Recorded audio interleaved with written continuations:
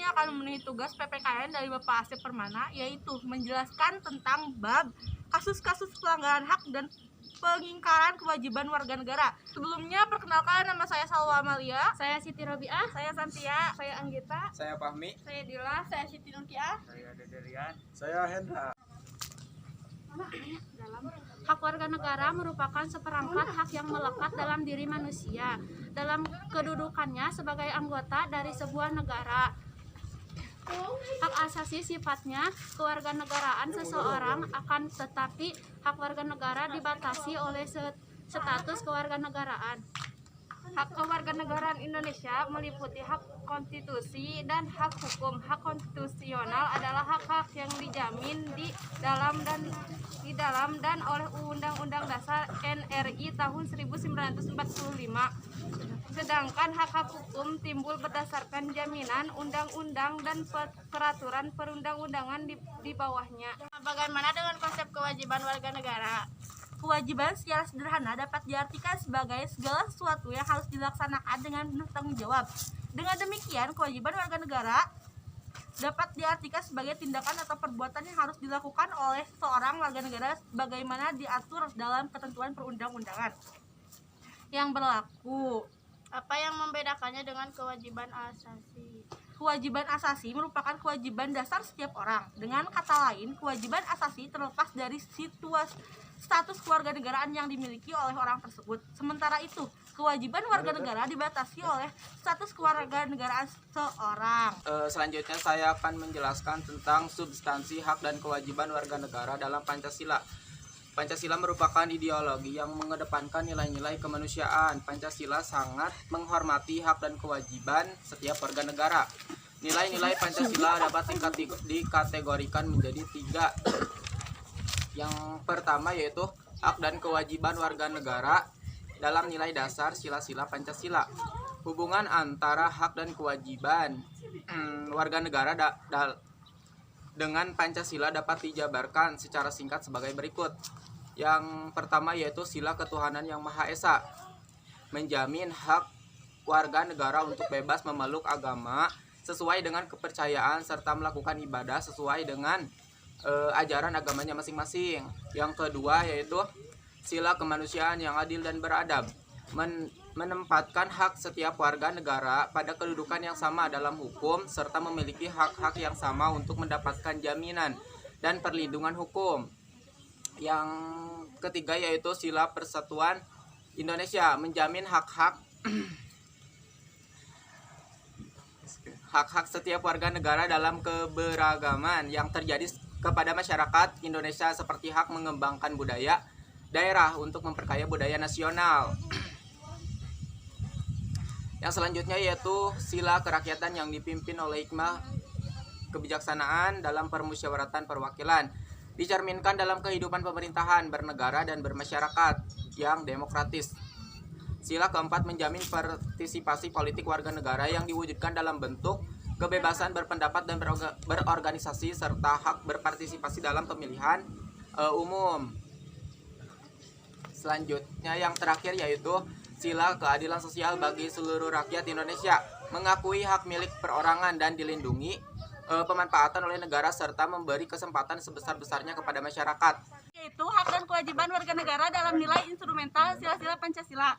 Yaitu yang pertama hak atas kewarganegaraan, yang kedua kesamaan kedudukan dalam hukum dan pemerintahan, yang ketiga hak atas pekerjaan dan penghidupan yang layak bagi kemanusiaan, yang keempat hak dan kewajiban bela negara, yang kelima kemerdekaan berserikat dalam berkumpul, yang keenam kemerdekaan memeluk agama, yang ketujuh pertahanan dan keamanan negara, yang kedelapan yaitu hak mendapat pendidikan, 9 kebudayaan nasional Indonesia, yang ke-10 perekonomian nasional, yang ke-11 kesejahteraan sosial. 3 yaitu hak dan kewajiban warga negara dalam nilai praksis sila-sila Pancasila. Nilai praksis pada hakikatnya merupakan perwujudan dari nilai-nilai instrumen. Dengan kata lain, nilai praktis merupakan realisasi dari ketentuan-ketentuan yang termuat dalam peraturan perundang-undangan yang terwujud dalam sifat dan tindakan sehari-hari. Nilai praksis Pancasila senantiasa berkembang dan selalu dapat dilakukan perubahan dan perbaikan sesuai perkembangan zaman dan aspirasi masyarakat. Hal tersebut dikarenakan Pancasila sebagai ideologi yang terbuka. Hak dan kewajiban warga negara dalam nilai praktis Pancasila dapat terwujud apabila nilai-nilai dasar dan instrumental dari Pancasila itu sendiri dapat dilaksanakan dalam kegiatan kehidupan sehari-hari oleh seluruh warga negara. Selanjutnya saya akan menjelaskan tentang kasus pelanggaran hak dan pengingkaran kewajiban warga negara. 1. Penyebab terjadinya pelanggaran hak dan pengingkaran kewajiban warga negara yaitu yang pertama, sikap egois atau terlalu mementingkan diri sendiri. Yang kedua, rendahnya kesadaran berbangsa dan bernegara. Yang ketiga, sikap tidak toleran. Yang keempat, penyalahgunaan kekuasaan. Yang kelima, ketidaktegasan aparat penegak hukum. Yang keenam, penyalahgunaan teknologi. Kedua yaitu kasus pelanggaran hak warga negara. Yang ke-1, proses penegakan hukum masih belum optimal dilakukan. Yang kedua, saat ini tingkat kemiskinan dan angka pengangguran di negara kita masih cukup tinggi. Yang ketiga, makin merebaknya kasus pelanggaran hak asasi manusia seperti pembunuhan. Yang keempat, masih terjadinya tindak kekerasan mengatasnamakan agama. Yang kelima, angka putus sekolah yang cukup tinggi mengidentifikasi belum laksana secara sepertinya amanat pasal 31 ayat 1 UUD NKRI tahun 1945. Pengingkaran kewajiban warga negara. Yang pertama, membuang sampah sembarangan. Yang kedua, melanggar aturan berlalu lintas. Yang ketiga, merusak fasilitas negara. Yang keempat, tidak membayar pajak kepada negara. Yang kelima, tidak berpartisipasi dalam usaha pertahanan dan keamanan negara. Yaitu penanganan pelanggaran hak dan pengingkaran kewajiban warga negara. Yang pertama yaitu upaya pemerintah dalam penanganan kasus pelanggaran hak dan pengingkaran kewajiban warga negara. Berikut ini upaya pencegahan yang dapat dilakukan untuk mengatasi berbagai kasus pelanggaran hak dan pengingkaran kewajiban warga negara. Yang pertama yaitu supremasi hukum dan demokrasi harus ditegakkan. Yang kedua, mengoptimalkan peran lembaga-lembaga selain lembaga tinggi negara yang berwenang dalam penegakan hak dan kewajiban. Yang ketiga yaitu meningkatkan pelayanan publik untuk mencegah terjadinya berbagai bentuk pelanggaran hak dan pengingkaran kewajiban warga negara oleh pemerintah.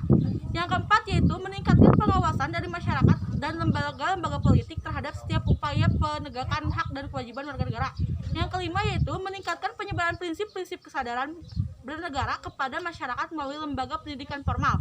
Yang keenam yaitu meningkatkan profesionalisme lembaga keamanan dan pertahanan negara. Yang ketujuh yaitu meningkatkan kerjasama yang harmonis antar kelompok atau golongan dan dalam masyarakat agar mampu saling memahami dan menghormati keyakinan dan pendapat masing-masing. Pencegahan, negara Indonesia juga pasti menangani kasus-kasus yang sudah terjadi, yaitu seperti kepolisian melakukan penanganan terhadap kasus-kasus yang berkaitan dengan pelanggaran terhadap hak warga negara untuk mendapatkan rasa aman seperti penangkapan pelaku tindak pidana umum.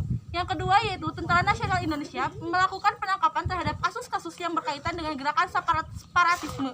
Yang ketiga yaitu Komisi Pemberantasan Korupsi melakukan penanganan terhadap kasus-kasus korupsi dan penyalahgunaan keuangan negara. Yang keempat yaitu lembaga peradilan melakukan perannya untuk menjatuhkan vonis atau kasus pelanggaran hak dan peningkatan kewajiban warga negara. Membangun partisipasi masyarakat dalam pencegahan terjadinya pelanggaran hak dan pengingkaran kewajiban warga negara. Sudah seharusnya kita sebagai warga negara Indonesia untuk memenuhi kewajiban kita terhadap kewarganegaraan kita. Dan kita harus mengikuti aturan-aturan yang ada di Indonesia ini. Jadi, seharusnya warga negara Indonesia mempunyai kesadaran tersendiri untuk mengikuti hukum-hukum yang berlaku di Indonesia. Cukup sekian yang dapat kami sampaikan. Mohon maaf bila ada perkataan-perkataan yang tidak berkenan. Kami ucapkan mohon maaf. Sekian dari kami. Wassalamualaikum warahmatullahi wabarakatuh.